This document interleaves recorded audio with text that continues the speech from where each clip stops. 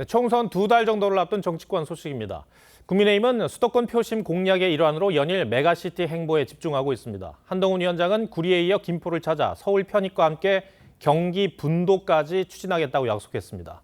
은유적인 표현까지 써가며 김포의 서울 편입 시점을 밝히기도 했습니다. 조성호 기자가 현장에 다녀왔습니다. 정장 차림에 운동화를 신은 한동훈 비대위원장이 주먹을 쥔 손을 흔들고 종이 비행기를 날리며 시민들의 연호에 화답합니다. 어제 구리에 이어 메가시티 정책의 핵심 도시인 김포를 찾은 한 위원장은 서울 편입과 경기 분도 공약을 재차 강조했습니다. 서울 편입도 경기 분도도 해당 주민의 뜻을 존중해서 모두 적극적으로 추진하겠습니다. 국민의힘이 신년 연합장 그림으로 골랐던 목련을 연결해 봄이 오면 서울이 될 수 있다고 약속했습니다. 목련이 피는 봄이 오면 김포는 서울이 될 수 있을 겁니다. 김포 시민들은 서울과 강원까지 있는 GTX-D의 조기 착공을 촉구하는 메모를 모아 한 위원장에게 전달했습니다.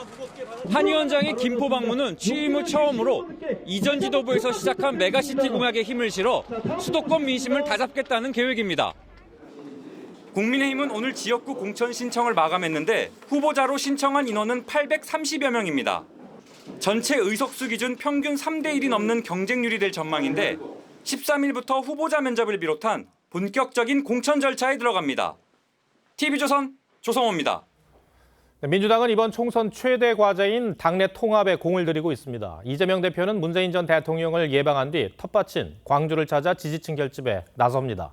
친문을 끌어안아 통합의 모습을 보이겠다는 의도인데 공천관리위원들도 면접 심사에서 경선 승복을 강조했습니다. 장세희 기자입니다. 이재명 대표와 문재인 전 대통령의 내일 만남을 앞두고 민주당에선 이른바 자객 공천 논란과 공천 갈등에 대한 어느 정도 봉합이 이뤄질 거란 기대가 나옵니다. 정세균, 김부겸, 이낙연 3총리 회동에서 나왔던 통합 논의도 오갈 걸로 예상됩니다. 이 대표는 모레 텃밭인 광주에서 최고위원 회의를 열어 지지층 결집에 나섭니다. 민생 정책 콘서트를 열어서 호남 민심을 청취하고 민주당의 정책 비전을 밝힐 계획입니다. 당 지도부가 당내 통합에 주력하는 가운데 공천 면접에선 여전히 계파 간 견제가 이어졌습니다. 그 현역 의원들은 신인이든 또 지역위원장이든 도전을 안 받을 수가 없습니다. 또 성남 중원구가 다 아시는 분들은 아시겠지만 이재명 대표의 심장이다. 당내 주류와 비주류는 반드시 있어 왔고 또 비주류의 존재는 당의 확장성에 있어서 반드시 필요하다라는 생각을 하고 있기 때문에 전북 군산에 출마하는 친명계 김의겸 의원은 호남 정치가 기대에 미치지 못하고 있다고 했고 비명계 신영대 의원은 김 의원을 향해 국민의힘 자객으로 나갔으면 좋았을 거라고 반박했습니다. 오늘 면접에선 경선 결과에 승복할 거냐는 공통 질문을 모든 후보자들이 받았는데 공천 파열음을 사전에 차단해 계파 간 갈등을 최소화하겠다는 의도로 풀이됩니다. TV조선 장세희입니다. 네, 화재 현장에서 인명 구조에 나섰다가 순직한 고 김수광, 박수훈 소방관의 연결식이 오늘 거행됐습니다. 가족들과 동료들은 눈물로 마지막 가는 길을 배웅했습니다. 김동현 기자입니다. 고 김수광, 고 박수훈 소방관이 마지막 생전 일터를 찾았습니다. 동료들은 거수경례를 하며 마지막 인사를 건넵니다.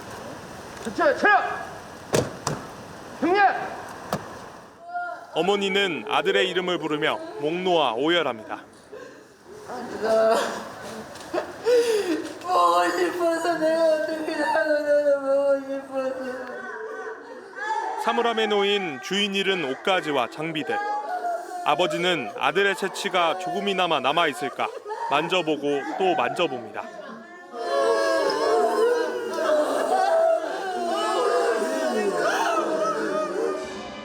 두 젊은 소방관은 400건이 넘는 화재와 구조 현장을 누볐습니다. 순직한 그날도 화재 현장에 사람이 있을 수 있다는 말에 지체 없이 불길로 뛰어들었습니다. 반장님들이 그랬듯이 내일부터 우리는 다시 일상으로 돌아가 도움이 필요한 모든 사람들에게 달려갈 것입니다. 경북도청장으로 엄수된 오늘 연결식에는 유족과 동료 등 천여 명이 참석했습니다. 일반 시민들도 연결식장을 찾아 두 소방관의 마지막 가는 길을 애도했습니다. 고인에게는 1계급 특징과 옥서 근정훈장이 취소됐습니다. 두 소방관의 유해는 국립대전현충원에 안장됐습니다. TV조선 김동영입니다. 술에 취한 채로 운전을 하던 20대가 오토바이를 들이받아 오토바이 운전자가 숨지는 사고가 발생했습니다. 100m 넘게 오토바이를 밀고 간 뒤에야 멈춰섰고 사고 직후에는 제대로 된 조치도 하지 않은 것으로 알려졌습니다. 곽승한 기자입니다. 새벽 시간대 서울 논현동의 한 도로. 오토바이 한 대가 지나가고 뒤이어 흰색 차량이 중앙분리대를 잇따라 들이받으며 빠르게 내달립니다. 불꽃이 튀어오를 정도입니다. 잠시 뒤 현장엔 구급차와 경찰차가 출동했습니다. 소방대원들은 쓰러져 있는 오토바이 운전자에게 심폐소생술을 합니다. 새벽 4시 40분쯤 20대 여성 운전자 A씨가 술을 마시고 운전을 하다 앞서가던 오토바이를 들이받았습니다. 차랑 오토바이랑 사고 났는데 의식이 없고 출혈이 많다. 오토바이 운전자인 50대 남성은 병원으로 옮겨졌지만 숨졌습니다. 이곳 중앙분리대 인근에서 오토바이를 들이받은 뒤에도 차량은 100m가량을 더 가서야 멈춰섰습니다. 100m 정도까지 차 올라오는 걸 봤는데 무슨 속도로 오는 것 같더라고요. 음주 측정 결과 A씨는 면허 취소 기준을 훌쩍 넘는 만취 상태였습니다. 사고를 낸 뒤에도 A씨는 제대로 된 조치를 하지 않은 채 강아지를 품에 안고 있었던 것으로 알려졌습니다. 저 쓰러진 사람한테는 가보지도 안 하고 개만 안고 있고. 경찰은 A씨를 상대로 사고 이후 곧바로 멈춰서지 않은 이유 등 구체적 경위를 조사한 뒤 구속영장 신청 여부를 검토하겠다고 밝혔습니다. TV조선 곽승환입니다. 네, 설 명절이 한 주 앞으로 다가왔습니다. 지금쯤이면 설 대목이 한창인데 한복시장은 한숨만 가득하다고 합니다. 시대가 바뀌고 또 코로나까지 겪으면서 차례를 지내거나 세배하는 문화가 시들어져 이제 한복 찾는 사람도 줄어든 겁니다. 안혜리 기자가 다녀왔습니다. 100년 넘는 전통을 가진 서울의 한 한복시장. 설 연휴를 앞둔 주말이지만 손님들의 모습은 좀처럼 찾기 힘듭니다. 손님보다 상인들이 더 많을 정도입니다. 옛날에는 명절 전에는 한복 원단도 끊어가고 부모님들이 드린다고 끊어도 가고 했는데 요즘 아예 그런 거 아예 없어요. 아예 영업을 접고 철문을 내려놓은 것도 부지기수입니다. 한복점들로 꽉 들어차 있던 이곳은 가게들이 줄폐업하면서 지금은 30여 곳만 남아 있습니다. 대략 한 100점포 정도 됐었는데 지금은 한 30점포 정도로 좀 줄었어요. 옛날에 비하면은 절반도 안 되는 거지. 명절을 맞아 여행을 떠나는 가정이 많은 데다 코로나19 확산 이후 집합금지 등을 거치며 차례나 세배를 생략하는 경우도 늘었기 때문입니다. 지난해 한 설문조사에선 10명 중 6명이 명절 차례를 지내지 않는다고 답했습니다. 만나가지고 대화 나누고 이런 시간도 워낙 짧다 보니까 그냥 빨리 먹고 빨리 헤어지는 그런 문화가 이제 되게 정착이 된 것 같고. 한복시장 상인들에겐 설 대목이란 얘기도 옛말이 됐습니다. TV조선 안혜리입니다. 네, 달라진 명절 트렌드 가운데 하나가 또 해외여행이죠. 연휴를 이용한 짤막한 여행이다 보니 이번 명절도 가성비 좋은 동남아시아와 일본이 인기라고 합니다. 하지만 모두가 휴가처럼 즐길 수 있는 건 아니죠. 여행도 귀성도 하지 않고 단기 아르바이트로 명절을 보내는 사람이 적지 않습니다. 주재훈 기자입니다. 경기도 오산에서 자영업을 하는 김경섭 씨. 이번 설 연휴에 두 아이들과 함께 태국으로 가족 여행을 떠날 생각에 마음이 설렙니다. 동남아가 약간 휴양지 느낌도 있고 물가도 저렴하고 아이들도 이제 거기서 물놀이하거나 그 영어 단기 스쿨 같은 거 다니는 거 이제 좋아해서 그래서 가게 되었습니다. 여행사들도 설 연휴를 겨냥해 패키지 상품들을 앞다퉈 출시하고 있는데 상대적으로 가깝고 비용 부담이 적은 동남아와 일본이 인기가 높습니다. 베트남 중심의 동남아와 일본 예약이 가장 큰 비중을 차지하고 있는데요. 아무래도 짧은 설 연휴에 좀 가성비 좋은 지역을 선호하는 명절을 앞두고 붐비는 곳은 또 있습니다. 아르바이트 일자리를 알선하는 구인구직 사이트입니다. 설 연휴 집에 혼자 머무는 이른바 집콕족을 대상으로 한 명절 아르바이트 채용관에는 수백 건의 모집글이 올라와 있습니다. 대부분 택배 상하차 작업이나 마트 판촉 도우미 등 연휴에 일하는 곳들로 많게는 최저임금보다 30% 높은 시급을 제시합니다. 이번 설날 알바 채용관은 방학을 맞은 대학생들과 단기간 수익을 내려는 아르바이트생 다수가 몰릴 것으로 예상돼서 민족 최대의 명절 설 연휴를 보내는 방식이 다양해지고 있습니다. TV조선 주재용입니다. 네, 벚꽃 엔딩 노래로 유명한 가수 장범준 씨가 모든 좌석이 다 판매된 콘서트를 취소하고 표값도 환불해 준 적이 있었습니다. 안표가 너무 많았다는 걸 알게 됐기 때문인데요. 가수 공연뿐 아니라 프로야구 같은 스포츠에서도 이 안표는 골칫거리입니다. 안표와의 전쟁, 대책이 있는지 사회부 임서인 기자와 따져보겠습니다. 자, 임 기자, 안표는 꾸준히 제기돼 왔던 문제였는데요. 최근 들어서 그 수준이 심각합니까? 네, 가수 임영웅 씨 사례가 대표적입니다. 지난달 10월부터 3개월여간 진행된 임 씨의 전국 투어 콘서트 VIP석 가격은 16만 5천 원이었는데요. 인터넷 등에선 정가의 30배 넘는 500에서 550만 원의 안표가 거래됐습니다. 지난해 걸그룹 블랙핑크의 대만 현지 공연은 안표 최고가가 1,700만 원까지 치솟기도 했습니다. 실제 한국콘텐츠진흥원에 접수된 안표 신고 건수는 2020년 359건에서 2022년 4,224건으로 2년 새 12배가량 폭증했습니다. 자, 문제는 안표상들의 표를 싹쓸이하면서 결국에는 일반 사람들이 제값의 표도 사지 못하는 그런 상황이 된 건데 안표상들은 이런 티켓 어디서 어떻게 구하는 겁니까? 네, 대부분은 컴퓨터에 자동으로 특정 명령을 입력하는 일명 매크로 프로그램을 사용하고 있습니다. 매크로가 등장하면서 공연의 50%, 70%까지 매크로로 안표상들이 예매를 하게 되면서 사실 그게 산업적인 문제가 되기 시작한 거죠. 최근엔 가수들이 직접 안표 근절에 나섰는데요. 임영웅 씨는 자체 신고센터를 만들어 불법으로 의심되는 예매건을 취소했고요. 아이유 씨는 안표 거래를 신고한 제보자에게 포상으로 공연 티켓을 주는 일명 암행어사 제도를 운영 중입니다. 아니, 이렇게 가수들이 자체 근절에 나설 만큼 안표상들을 처벌할 법적 규정이 없는 겁니까? 네, 처벌 규정은 있긴 하지만 처벌 수위가 낮다는 게 문제입니다. 한국의 경우엔 안표 거래가 경범죄에 해당돼서 오프라인 거래가 적발되더라도 처벌은 벌금 20만 원에 불과합니다. 온라인상에서의 안표 거래는 처벌 근거조차 없습니다.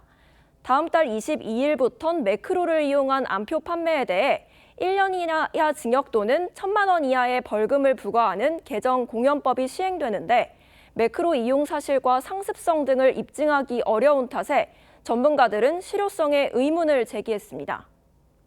벌금액의 최상한인 1,000만 원이 고작인 셈이죠.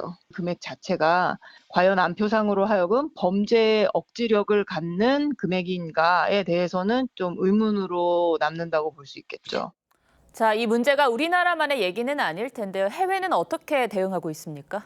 네, 캐나다는 2년 미만의 징역 또는 한화 5천만 원 수준의 벌금을 물립니다. 일본의 경우엔 정가 이상으로 티켓을 반복 판매한 행위가 적발되면 1년 이하 징역 또는 한화로 900만 원 이하의 벌금에 처할 수 있고 대만도 정가의 최고 50배에 달하는 벌금을 부과합니다. 사실 이런 처벌도 처벌인데 아예 매크로를 이용한 예약 방법 자체를 막을 수 있는 방법이 있으면 좋을 텐데요. 네, 최근에 대안으로 나온 게 입장권 구매 정보를 암호화한 NFT 티켓입니다. 가수 장범준 씨는 안표 문제가 불거지자 판매된 티켓을 전부 취소하고 국내 처음으로 NFT 티켓을 도입했는데요. 매크로를 활용한 대량 구매나 안표 판매를 막는 데 효과가 있을 것으로 기대됩니다. 다만 디지털 소외계층에겐 접근성이 떨어져서 오히려 관람 문턱을 높일 수 있다는 우려도 나옵니다. 네, 블록체인 기술이 잘 활용만 되면 참 좋을 텐데요. 임 기자 잘 들었습니다.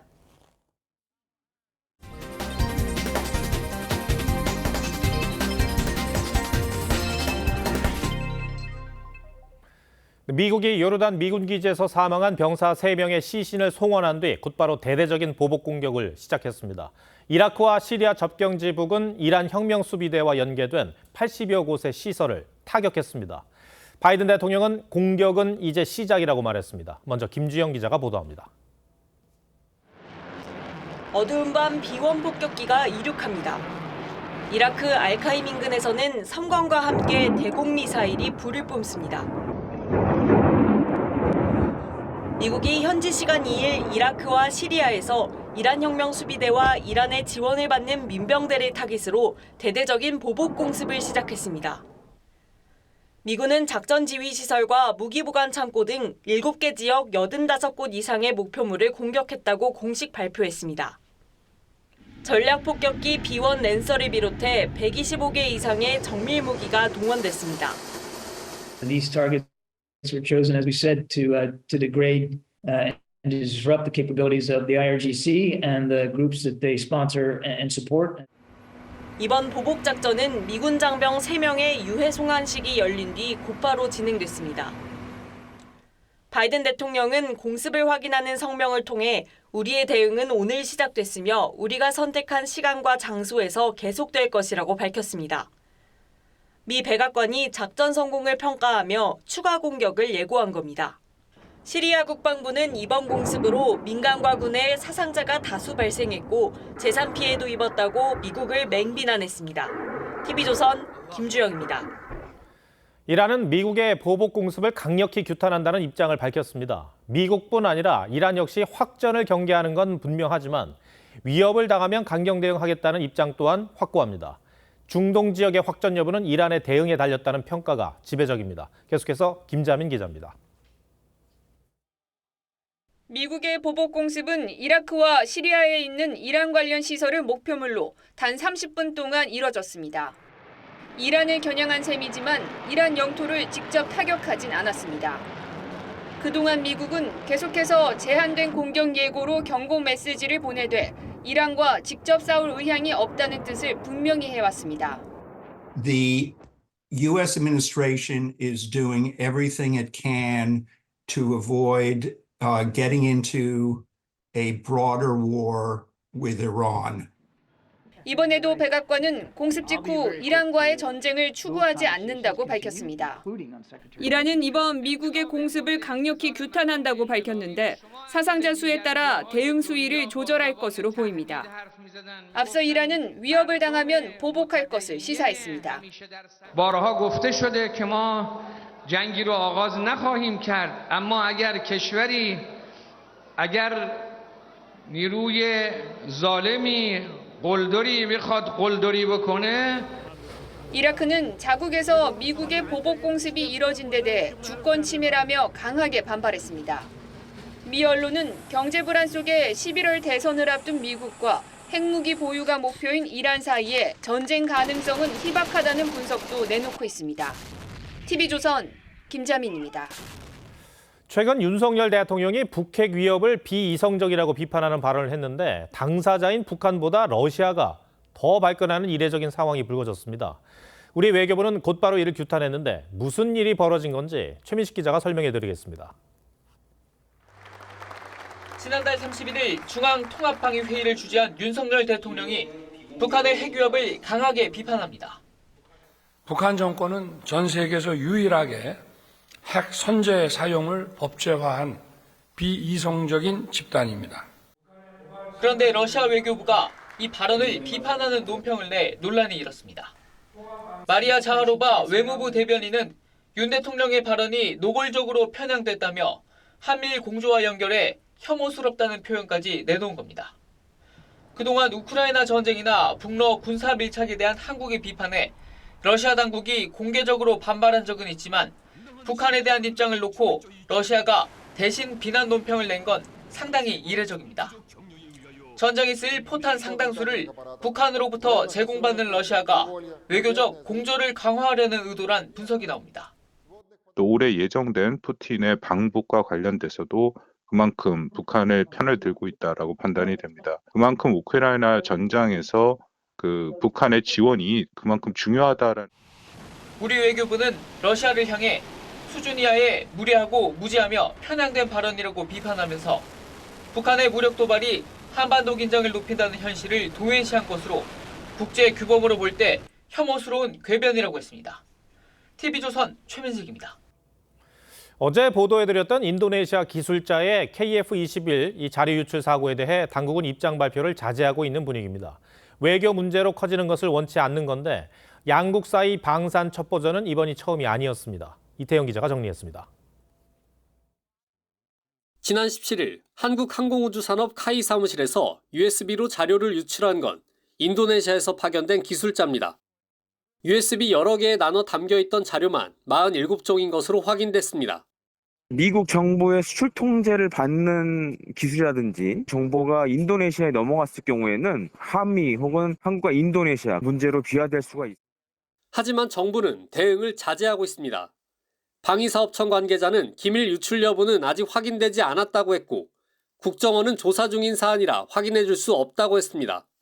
13년 전 두 나라가 정반대 상황이었던 사건도 다시 거론됩니다. 2011년 국정원 직원 3명이 인도네시아 대통령 특사단이 머물던 호텔에 잠입해 국산 공군 훈련기 T-50 협상 정보를 노트북에서 빼내다 들통났는데 당시 인도네시아 정부는 손님들이 방을 잘못 찾은 것이라며 적극 진화하는 모습을 보인 겁니다. 방금 문제나 이런 기밀 유출 문제는 각 간의 관계에서는 외교 문제로 비화될 관계 상당히 크기 때문에 저기 넘어가는 게 뭐 공식적인 어떤 관례처럼. 정부는 유출 경위를 확인해 법에 따라 처벌하겠다는 입장이지만 주요 방산 협력국인 인도네시아의 관계가 틀어질 경우 미납금 문제도 영향을 끼칠 수 있어 추가 대응 수위를 고심하고 있습니다. TV조선 이태형입니다. 부동산 시장 한파가 아파트 분양에도 몰아치면서 요즘 지방에는 청약 지원자가 한 명도 없는 곳까지 나오고 있습니다. 하지만 서울 강남권 아파트는 역대 최고 분양가에도 견본주택의 문정성시를 이뤘습니다. 분양시장 양극화가 실감나는 풍경입니다. 정수양 기자가 보도합니다. 서울 서초구에 짓는 한 아파트의 견본주택. 주말인데도 대기줄이 길게 늘어서서 1시간은 기다려야 합니다. 또 강남에 이렇게 잘 안 나오기도 하니까 또 그래서 이렇게 한번 나올 때 그러면 일단 구경이라도 한번 해보자 해가지고. 재건축 단지인 이 아파트는 분양가 상한제가 적용되는데도 3.3제곱미터당 6,700만 원, 59제곱미터가 17억 원을 넘습니다. 강남권 역대 최고 분양가를 기록했지만 시세 차익만 6억 원에 달할 것으로 예상되면서 사람들이 몰렸습니다. 평당 분양가가 높기는 한데 분양가 상한제가 적용돼서 주변 대비 시세가 낮다 보니까 관심을 갖게 되었고, 지난달 분양한 서울 광진구의 아파트도 한강 조망을 내세워 3.3제곱미터당 1억 원 넘는 분양가를 책정했는데 1,000명 넘는 청약자가 몰려 경쟁률이 10대 1을 넘었습니다. 지방 분양 시장은 사정이 딴판입니다. 경북과 충남에서 1순위 청약자가 한 명도 없는 단지가 나올 정도로 시장이 얼어붙었습니다. 웬만한 거는 다 시세보다 비싸게 나오고 투자 수익도 같이 챙길 수 있는 데를 찾아야 된다 보니까 더 면밀하게 따져요. 올해는 분양가가 비싸도 시세 차익이 확실한 단지를 중심으로 청약 수요가 몰릴 것으로 보여 청약 양극화는 더 심해질 전망입니다. TV조선 정수양입니다. 네, 서울 강남은 분양시장도 뜨겁지만 같은 서울이라도 다 그런 건 아닙니다. 자, 인터넷을 달궜던 경매 지도인데요. 대규모 전세 사기가 발생했던 강서구에는 이렇게 빨간 딱지가 빼곡한 모습입니다. 실제 현장 상황은 어떤지 고희동 기자가 돌아봤습니다. 전세 사기 여파로 홍역을 치른 서울 화곡동의 빌라촌. 지난 2022년 일명 빌라왕이 휩쓸고 간 뒤 한동안 전세 거래가 뚝 끊겼습니다. 전세요? 많이 썼죠. 한 번은 진짜 없었어요. 전세가 나오는 매물만 있고. 전세 사기 여진도 계속되고 있습니다. 지난해 11월 기준 강서구 피해만 145건. 세입자들은 여전히 불안감을 호소합니다. 전세 사기가 어떤 방식으로 일어나는지 잘 몰라서 약간 그런 것 때문에 더 불안한 것 같아요. 더 걱정스러운 건 최근 공개된 경매 지도입니다. 화곡동에서만 주거용 건물 236채가 경매로 나왔는데 경매 딱지를 의미하는 빨간색 표시로 빈틈을 찾기 어려울 정도입니다. 서울에서 경매로 나온 주택 10채 중 3채가 화곡동입니다. 대부분이 부동산 침체로 전세 보증금을 내주지 못하거나 작정하고 떼어먹은 경우입니다. 매물은 쌓이고 가격이 떨어지다 보니까 결국 경매 시장으로 내몰리는 현상들이 나타나고 있습니다. 또 다른 전세 사기 진앙지인 인천 미추홀구와 부천역 인근도 빨간 경매 매물이 지도를 꽉 채우고 있습니다. 전세 사기를 당한 주택들이 속속 경매에 붙여지면서 서민들의 주거 불안이 더 커지고 있습니다. TV조선 고이동입니다. 운전에 돕는 자율주행 기능이 보편화되면서 완전 자율주행 시대도 머지않을 거라 생각했는데 암초를 만났습니다. 개발 속도가 더뎌지면서 글로벌 회사들이 잇따라 투자를 중단하고 있습니다. 완전 자율주행은 그저 꿈으로만 남게 되는 것인지 지선우 기자가 포커스를 맞췄습니다. 갑자기 나타난 사람을 피하고 반대편 차선에서 튀어나오는 차량을 예측해 운행합니다. 지난 2020년 현대차 그룹과 미국의 차량용 IT 업체 앱티브가 각각 2조 원 넘게 투자한 무인 자율주행 택시입니다. Our goal is to develop technology that we can deploy in many cities, not just in North America, but around the world. 하지만 사업에 제동이 걸렸습니다. 투자금을 쏟아부었는데도 기술 개발이 더디자 공동 투자사인 앱티브가 투자 중단을 선언한 겁니다. 미국 포드와 독일 폭스바겐이 4조 8천억 원을 투자한 자율주행 스타트업도 폐업했고 미국 GM은 관련 연구 예산을 대폭 삭감했습니다. 애플카를 준비 중인 애플도 출시 시기를 늦추고 자율주행 목표를 크게 낮췄습니다. 자율주행은 크게 5단계로 나눠지는데 테슬라를 비롯해 현재 상용화된 기술은 대부분 2단계에 머물러 있습니다. 기업들은 운전자 개입이 거의 또는 전혀 필요 없는 3, 4단계를 시험 중인데 현재 기술로는 쉽지 않습니다. GM의 자회사 크루즈는 지난해 8월 샌프란시스코에서 세계 최초로 4단계 유료 운행에 나섰다가 이딴 사고로 석 달 만에 전면 중단했습니다. 법적인 부담도 있어 자율주행 단계가 올라갈수록 사고가 났을 때 제조사 책임이 무거워집니다. 이 때문에 최근 기업들은 완전 자율주행을 후순위로 미루고 낮은 단계의 기술을 고도화하는 쪽으로 눈을 돌리고 있습니다. I just don't think it's there, and eventually it will be, but I've never had faith in it. Even though I have it on this vehicle, I've never kicked it into autopilot. 그 사이 정부 지원을 등에 업은 중국 기업들은 완전 자율주행 자동차의 패권을 노리고 있습니다. 전기차는 완전히 중국이 석권해버렸고 거기를 바탕으로 이제 중국도 레벨 때 로보택시도 지금 하잖아요. 안 해버리면은 미래차는 완전히 중국이 그냥 판이라고요. 현실이 될 것만 같았던 자율주행 자동차. 아직 갈 길이 멀어 보입니다. 뉴스7 포커스입니다. 국회의원 연봉 인상 결정 뒤 과연 그 수준이 맞는지를 놓고 논란입니다. 국민의힘 한동훈 위원장은 중위소득에 맞추자는 주장까지 내놔 찬반이 엇갈립니다. 정치개혁이나 특권 내려놓기란 명분도 있지만 현실성 없는 포퓰리즘이란 반론도 만만치 않습니다. 신유만 기자 리포트 전해드리고 뉴스야 이어가겠습니다. 올해 국회의원 연봉은 지난해보다 1.7% 인상된 1억 5,700만 원입니다.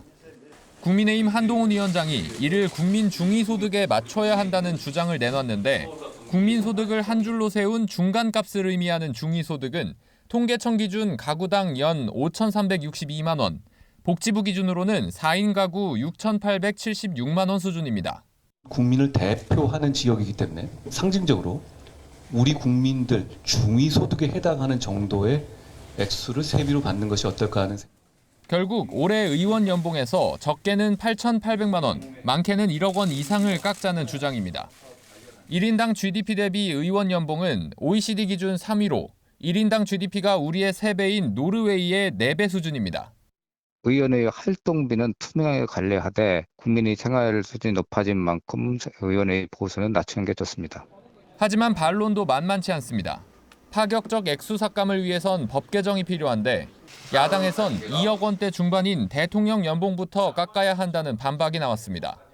여의도 정치에 대한 국민의 혐오 감정을 지렛대로 쓰는 포퓰리즘 정치라는 비판도 있습니다.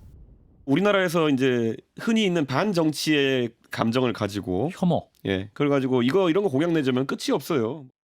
선거 때마다 나오는 연봉 삭감 주장이 현실성 없이 갈등만 키운다는 지적이 나오지만 정치 불신에 대한 국민의 시선을 보여준다는 평가도 있습니다. TV조선 신유만입니다.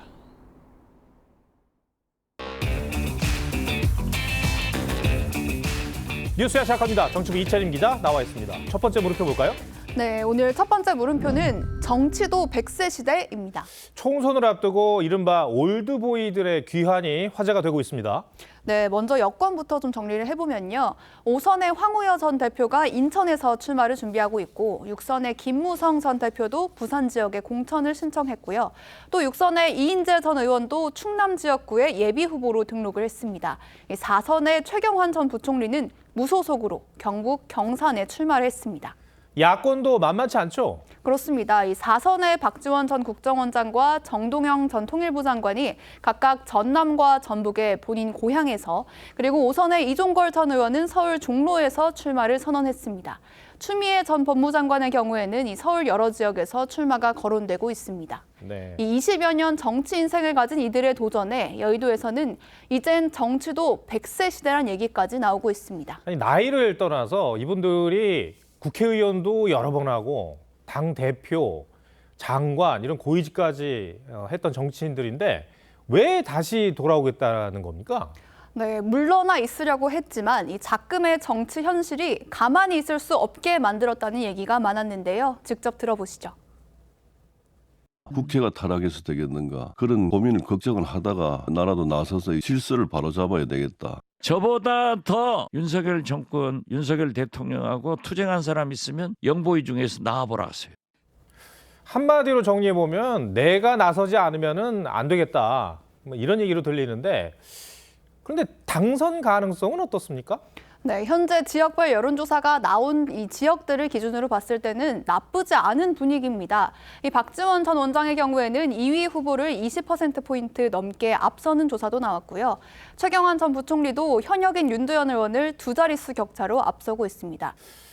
그런데 당내 반응은 썩 그렇게 달갑지 않은 분위기더라고요. 그렇습니다. 여야 모두 표정 관리를 하고 있기는 하지만 아무래도 이들의 출마가 탐탁지 않은 건 사실입니다.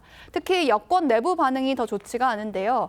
한동훈 위원장이 86 운동권 세대 교체를 기치로 내세운 상황에서 이미 물러났던 원로들이 현역으로 다시 뛰는 게 총선 분위기에 도움이 되겠냐 이런 지적입니다.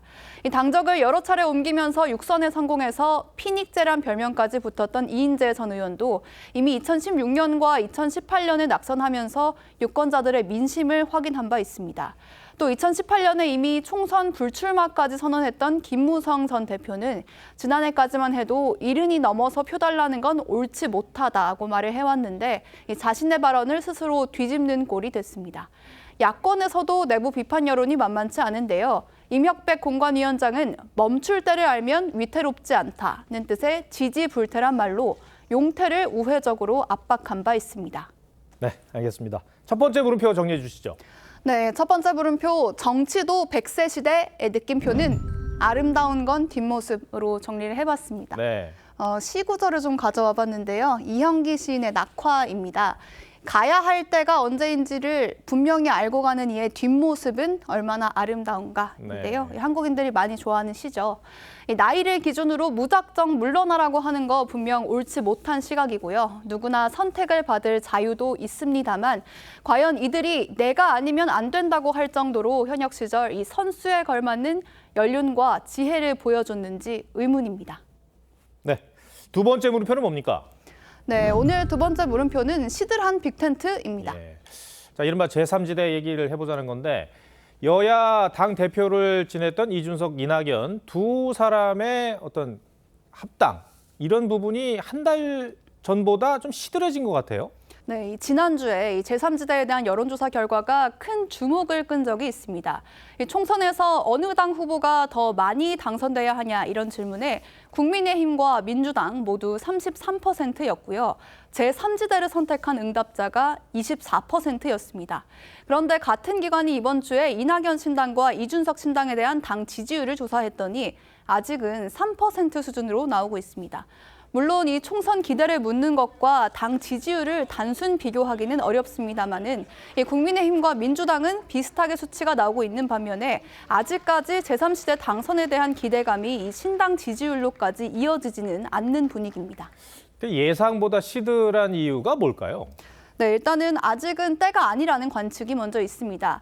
이 거대 양당의 공천이 한창 진행 중이기 때문에 흔히 이삭줍기라고 불리는 이 이동이 본격적으로 시작되지가 않았고요. 또 선거제도 여전히 확정이 되지 않았기 때문에 이 상황을 좀 더 지켜봐야 한다는 겁니다. 예, 합당이 아니라 통합이나 연대 움직임도 아직까지는 그렇게 구체적인 얘기들이 아직 안 나오는 것 같더라고요. 그렇습니다. 이낙연 신당, 이 개혁미래당과 이준석 신당, 개혁신당 이 두 당이 지난달에 이 설 전에 의미 있는 일을 해야 한다면서 연대를 논의할 협의체를 가동을 했는데 2주가 넘도록 아직까지 지지부진한 상황입니다. 또 최근에는 공개적인 공방까지 벌이고 있습니다. 거기도 윤핵관이랑 다를 바가 없는 상황으로 가고 있어요. 이준석 대책위원회가 되어가고 있습니다. 저는 이거는 완강하게 거부하고 이준석 대표가 말로는 가끔씩 또 저 뭐지? 라고 하지만은 내심은 합니다. 2월 중하순까지는 어떻게든 한번 좀 만들어 봐야죠. 왜 이런 잡음이 노출되는 겁니까? 네, 앞으로 만약에 이 통합이 이뤄진다고 하더라도 이 당내 주도권이나 공천에서 서로 유리한 고지를 잡기 위한 포석으로 보이는데요. 이낙연 전 대표의 신당과 민주당 탈당파 신당도 이 막판까지 주도권 경쟁을 벌이면서 합당이 무산되는 거 아니냐 이런 관측도 나오고 있습니다. 네, 알겠습니다. 두 번째 물음표도 정리해 주시죠. 네, 두 번째 물음표 시들한 빅텐트의 느낌표는 정치공학보다 정책으로 정리를 해봤습니다. 앞서 좀 말씀을 드렸듯이 제3지대에 대한 기대감이 분명히 있는데 이게 신당 지지율로 흡수되지 못하는 건 개혁을 내걸고 있지만 구체적인 성사진보다는 정치공학적인 새 분리기에 집중하는 모습이 먼저 보이기 때문이겠죠. 신선한 정책으로 승부하길 기대해 보겠습니다. 네, 이채림 기자 잘 들었습니다.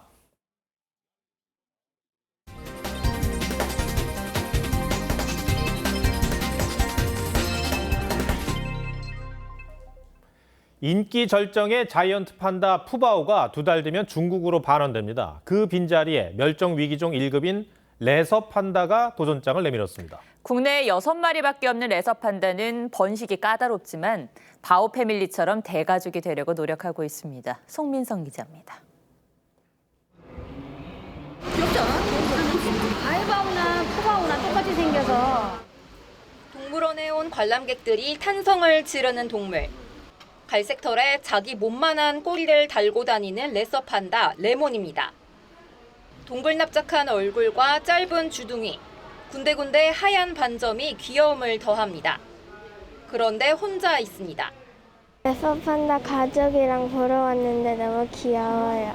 레서 판다 혼자 있어서 외로워 보여요. 레몬이도 친구가 있었습니다. 수컷 레시와 암컷 레아인데 둘이 짝짓기를 위해 지난해 11월부터 합사 준비에 들어가면서 혼자가 된 겁니다. 전 세계 개체수가 10,000마리 미만으로 알려진 레서 판다는 멸종위기종 1급 동물인데 아직까지 국내에서 자연 번식에 성공한 사례는 없습니다. 임신은 1년 중 길어야 3일만 가능하고 성격도 혼자 있는 걸 좋아해 짝짓기가 쉽지 않습니다. 이 친구들의 혈액이나 소변을 이용해서 호르몬 검사라든지 다양한 검사를 하면서 이 친구들의 건강관리를 진행하고 있습니다. 같은 판다지만 50cm 남짓한 키에 많아봤자 6kg인 레서 판다는 키 1.5m, 몸무게가 최대 160kg인 자이언트 판다와는 다른 매력을 자랑합니다. 이번 자연 번식이 성공하면 올 여름 국내 7번째 레서 판다가 탄생합니다. TV조선 송미선입니다.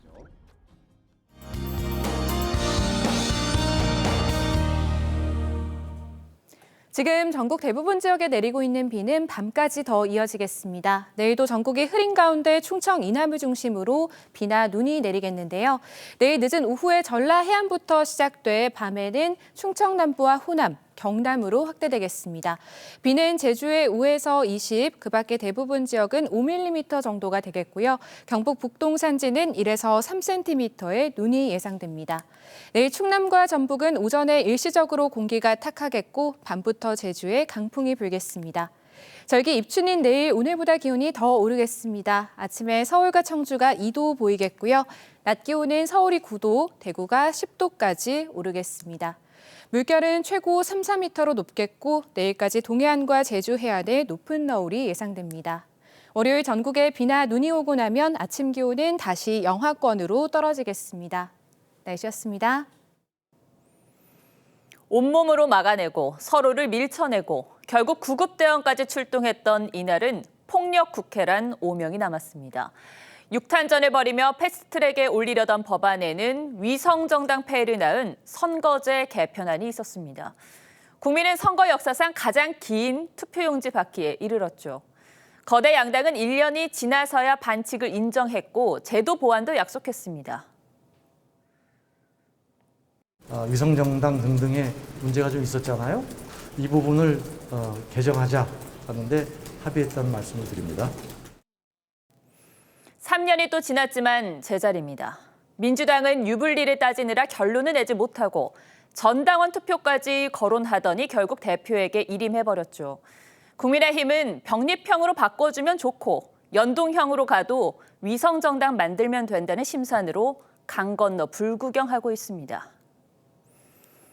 선수가 자신이 뛰는 경기의 규칙을 정하는 꼴이니 이번 경기에서 어떻게 하면 잘 이길지를 고민하기보다 골대를 어디로 옮겨야 편하게 이길지에 골몰하는 겁니다. 공정한 경기 규칙을 제때 만드는 기본 중의 기본을 바라야 하는 우리 국민들이 안쓰럽습니다. 뉴스7을 마칩니다. 고맙습니다.